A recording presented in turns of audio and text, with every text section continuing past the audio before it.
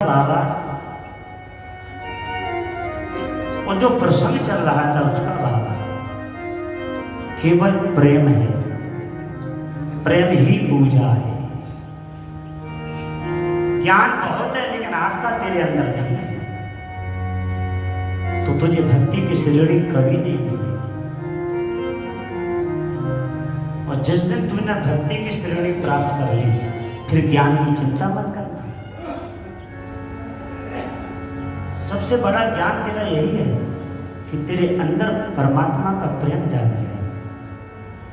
जैसा भी है तू, जैसा भी है उसकी चिंता मत कर। रैदास पाद रक्षा संभालता था, चमड़े का काम करता था, लोगों की चप्पल संभालता था।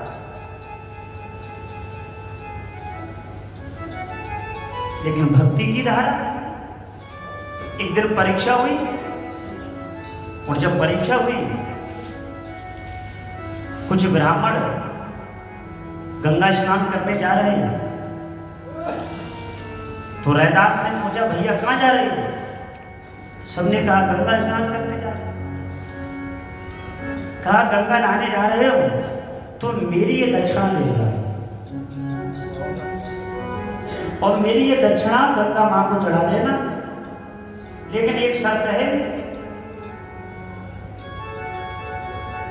गंगा मां से कहना कि तुम स्वयं अपने हाथों से इस दक्षिणा को स्वीकार करो, ये रैदास की भेंट है और गंगा मां अपने हाथों में ले तो देना, अन्यथा मेरी वापस ले आ। सबने कहा ये बावरा हो गया, ये मूर्ख कैसी बात करता है? अरे गंगा मां कहीं अपने हाथों में लेंगी? ऐसा हमने कभी सुना नहीं, कहीं देखा नहीं। जब गंगा किनारे पहुंचे, मीरा का चरित्र कलयुग का है और राधा जी का चरित्र द्वापर युग का। दोनों के जीवन में 5000 वर्ष का अंतर था और दोनों का प्रेम की तुलना की। राधा ने कृष्ण को स्वयं देखा, देख करके प्रेम है। साक्ष्य कृष्ण के स्वरूप, साक्ष्य कृष्ण की लीला साक्ष्य है, उसकी साक्षी राधा है, राधा ने देखा है। लेकिन मीरा ने कृष्ण को देखा नहीं था। मीरा ने तो कृष्ण की केवल जिक्र सुनी थी।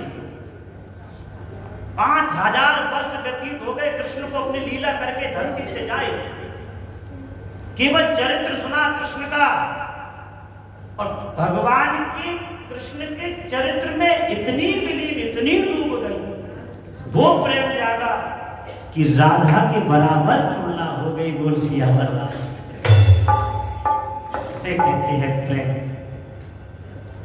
सब ब्राह्मण चक्कर में पड़ गए, डर गए और धर भागे और मन में वैराग जागा कि बारे बारे दास, आज पता चला भाई कि गंगा मैया ने और तेरे दी हुई भेंट को मांगा है। हम तो कह भी नहीं पाए, तू बड़ा जी भक्त है, तेरी भक्ति का क्या मोल है, क्या वर्णन किया जाए। वो सब के सब आकर के रैदास के चरणों में गिर गए। बोले रैदास, तुमने जो कहा वो हमने देखा और जब जाके राजा को बताया ब्राह्मणों ने, उस नगर का जो राजा था, राजा ने कहा तुम सब झूठे हो, ऐसा हो नहीं सकता। बोले हम सत्य कह रहे हैं। बुलाया रैदास को दरबार में और रैदास से कहा अगर ये बात सत्य है, मुझे तो सबकी झूठी लग रही है, सबको फांसी लगेगी और सही है, तब मानूंगा कि तू अपनी गंगा को यहां प्रकट करके दिखा दे। रैदास तुरंत बैठ गया और जिसमें जल भर करके रोजाना संभालता था, जूते चप्पल लोगों के, उसमें धागा भिगाता था, बस वही हाथ जोड़ लिए और कहा कि ये गंगा मां, अगर मैं तुम्हारी दृष्टि में लेश मात्र भी, कहीं भी आपके हृदय में मेरी जगह, मैं आपके योग्य हूं, तो इस भक्ति का, इस प्रेम का दर्शन कराए, साक्ष्य। इतना कहना गजब हो गया जिसमें जल भरता था वो जल उबलने लगा, निकलने लगा, इतना बड़े कि धाराएं चलने लगी गंगा की, जमीन फाड़ करके जल निकलने लगा। जब ये नजारा देखा, रैदास का चारों तरफ दसों दिशा में जय जयकार हो गई कि भक्ति में कोई दम होता है, भक्ति में कोई शक्ति होती है। ये भक्तों ने करके दिखाया इस धरती पर। कथा के माध्यम से भाव सुधारा जाता है, भाव निर्मल बनाया जाता है, तो भगवान के लायक बनाया जाता है। यही कथा का महत्व और यही कथा का स्वाद। और जरा भी तेरे अंदर, किंचित मात्र भी तेरे अंदर ऐसा प्रभाव आता है तो समझ लीजिए उस प्रभाव का लाभ श्रोता को ही नहीं, उस वक्ता को भी प्राप्त होता है। बोल सियावर रामचंद्र।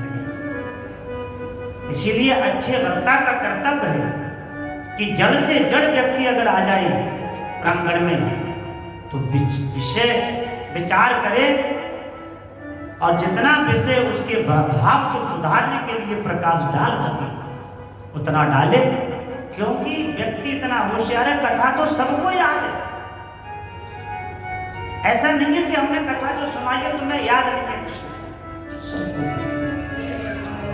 कथा के योग बनाने का जो प्रभाव डाला है, बस वही कथा सुनाने आए।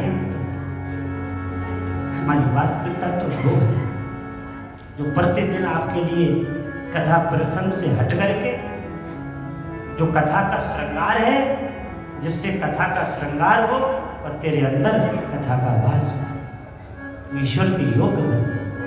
इसी का नाम है सत्संग। सत्संग से भगवत प्राप्ति हो जाती है। जिसने सत्संग किया उसके अंदर